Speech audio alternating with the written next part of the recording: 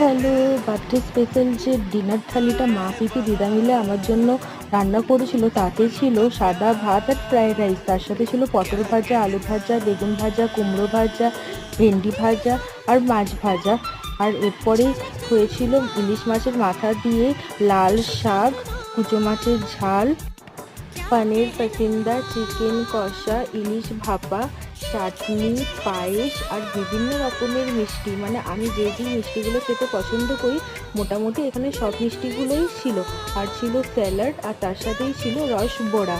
তো রসবড়া আমি কোনোদিন খাইনি, ওই জন্য স্পেশালি আমার জন্য বানানো হয়েছিল। আর তার সাথে ছিল বিভিন্ন রকমের চকলেট, চিপস অ্যান্ড কেক। আর এইদিকে ছিল মিষ্টি দই আর আইসক্রিম।